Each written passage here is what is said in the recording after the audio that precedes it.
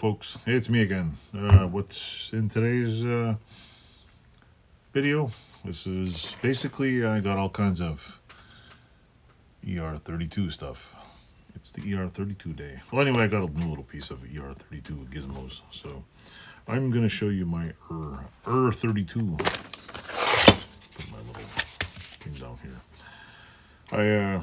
What I've been doing is I'm buying some new tooling for my crappy King Industrial. What is it? I don't know. It's got a mill, but I need some more tooling. So, and I'm tired of having to take the collet out about, undo the R8 collet, take it out, put a new one in. So I figured, let's go high tech and get something a little, I don't know, easier. And from what I hear, it's not as accurate. It does have what I call it run out. I'm not a machinist, so I don't know this lingo. But I'll show you what I got anyway. And like in an earlier video, I picked up this here. This is an R8 shank. This has already been one of my videos, but I want to go through the whole thing anyway. So if you do have a King Industrial with an R8 collet and you're an amateur geek like me, and you want to just upgrade it, this is an R8 to ER32 collet, which I got, so I can quickly remove the collets in here. So yeah, there's that, which that goes there. And I finally got my first little collet. I could buy the it's cheaper to buy the whole 12 pack, 12 of these for like $200, but I don't have $200 to blow at once. So I picked up actually I'll show you here. It's a what is it? Techniques Precision Collet. Here's that thing. It's accurate to 2.2 thousandths an inch. I don't know if you could see that.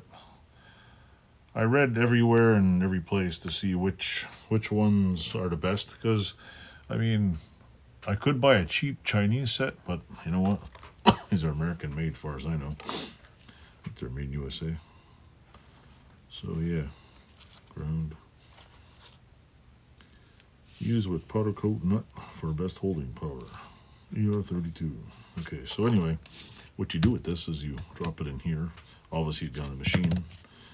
You put it on here, and you tighten it up without killing the threads. This is a 1/2 inch one. Let me see if I got a 1/2 inch thing.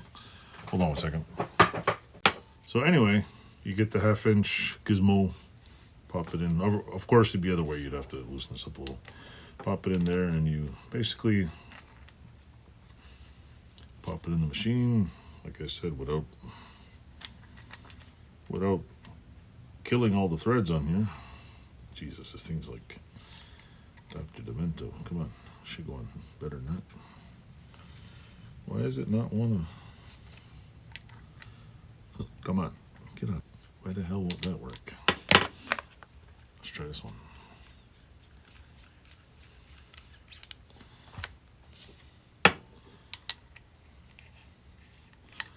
Anyway, you take the little top here, and it should basically take the wrench, put it on here, call it wrench, and then tighten it up on the machine.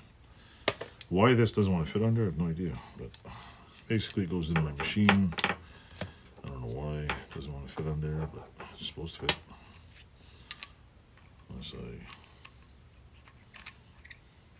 Yeah, it makes sense. Oh, now I know I'm an idiot. That in there like so,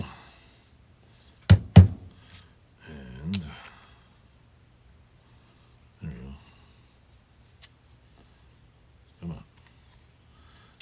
Anyway, if you're an amateur hack like me, basically you put this on here, you screw it on, and you can change out the, what do you call it, the collet in there. See, it comes out. You can change different sizes instead of changing the whole arbor on here. I can just change the collets easily. Maybe not so easily, but so yeah, put in there. Goes on relatively easily. I also, what do you call it, have this oily ass thing here for collet block things here. What do you call it? collet blocks. So this way I can put in the machinist vise. So I want to make a 1/2-inch rod square. You just put in there and just keep turning it. I have one that's hexagon. But basically I have it's a little bit of tooling. I only have a 1/2-inch one. I think I need to get some more tooling. Because see, I'm not saying I could do this, but you could put a 1/2-inch end mill in here. Come on. Loosen the pulls here. And I'm probably doing this wrong and not the greatest way, but you know, here's the 1/2-inch end mill, which doesn't want to go in there. That on there, and yeah, basically the same as on the machine. Only I wouldn't put it on here, so just for demonstration purposes how it goes together, because that one's being weird. So I got these. Do I need them? No. The amount of work that I do, don't really need them. But hey, you know what? If you want to learn, if you buy more tooling, you learn how to use it. I do have a odd plan for this. I like it comes in a little box. I'm gonna have to oil them up and make a display. We call it. Make a holder for it. I also got a. So I just bought 2 more. They're regular like $20 each, and I paid.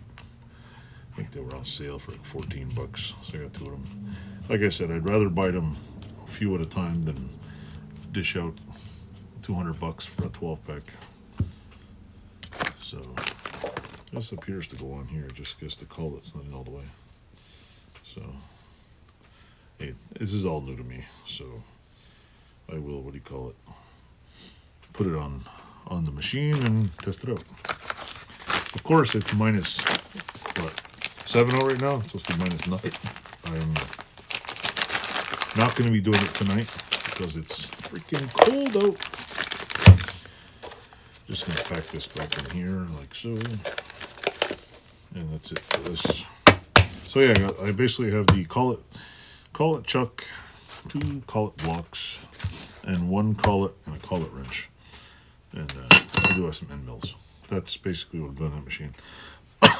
I also know there's they make square collets for a square. See, they're square ER32 collets for the lathe. So you put square. It's an extender, and you put it in so you can cut square stuff.